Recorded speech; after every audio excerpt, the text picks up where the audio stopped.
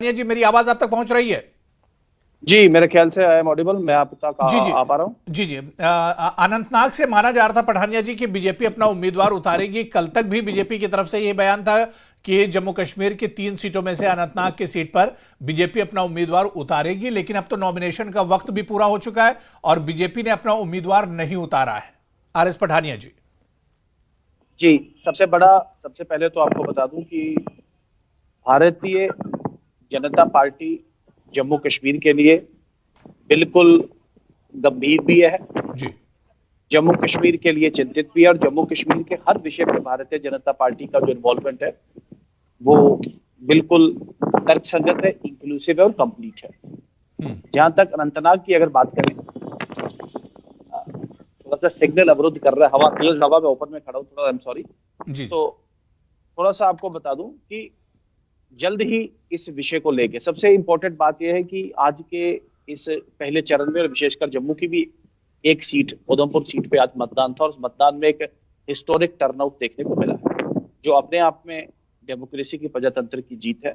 अनंतनाग में भी जल्द ही चुनाव होंगे और लोग अपना, जिसे कहते हैं right to vote, right to franchise जिसे कहते हैं, एक्सरसाइज करेंगे। नहीं, और इस बीजेपी को अनंतनाग सीट पे क्या उम्मीदवार नहीं मिला या क्या वजह है? मैं किसी का सपोर्ट करेगी बीजेपी यहां पर? एक अपनी पार्टी भी एक है, डीपीएपी भी है, नेशनल कॉन्फ्रेंस पीडीपी, क्या किसी का सपोर्ट करेगी अनंतनाग सीट पर बीजेपी? इस पे एक डिटेल्ड वक्तव्य लेके बहुत जल्दी हम आप लोगों के बीच में होंगे।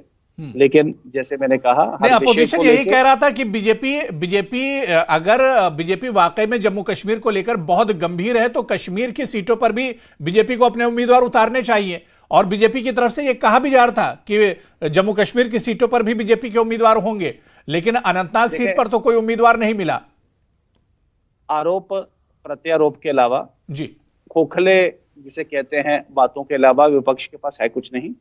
विपक्ष की ये आदत, रीति और नीति बन गई है कि स्मोक स्क्रीन्स क्रिएट करना और विषय ना होते हुए भी विषय बनाने की कोशिश करना। मैंने कहा कि भारतीय जनता पार्टी जम्मू कश्मीर के लिए सजग भी है, संवेदनशील भी है, और भारतीय जनता पार्टी जम्मू कश्मीर की हर सीट के लिए और विशेषकर अनंतनाग के लिए भी पार्टी पूरी तरीके से संवेदनशील है। प्रत्यक्ष रूप से, अप्रत्यक्ष रूप से, अलायंस के रूप में या एडजस्टमेंट के रूप में, या किसी भी तरीके, मैंने कहा हम एक डिटेल्ड वक्तव्य के साथ बहुत जल्दी आप सब में हाजिर होंगे और दूध का दूध और पानी का पानी करेंगे। मुझे बस इतना ही कहना है। आर एस पठानिया जी, इस बार जो पॉलिटिकल जो सिनेरियो है, जो सियासी तस्वीर है, आप देखिए, इसमें बीजेपी के लिए एक अच्छा मौका था अनंतनाग की सीट पर। अब नेशनल कॉन्फ्रेंस और पीडीपी जो इंडिया अलायंस का हिस्सा थे, दोनों ही अब इसमें लड़ रहे हैं, यानी पीडीपी और एनसी में भी वोट बटेगा। इसके अलावा 2 नई पार्टियां, यानी अपनी पार्टी और डीपीएपी, जो रिवायती जो वहां की जो पॉलिटिकल पार्टियां, उनका वोट काटेंगी। तो बीजेपी के लिए तो यहां पर बहुत अच्छा मौका था, फिर बीजेपी पीछे क्यों हट गई? अबू जी, मैं एक सेंटेंस में अगर एक शब्द में कुछ कहना हो, जैसा कि गृह मंत्री जी ने कहा, कश्मीर में फूल खिलेगा, कश्मीर में कमल का कमल फूल खिलेगा। खिलेगा, जी। कश्मीर में कमल खिलेगा। बेफिक्र रहे हैं आप। मैंने कहा डिटेल वक्तव्य के साथ बहुत जल्दी हम हाजिर होंगे। ठीक है।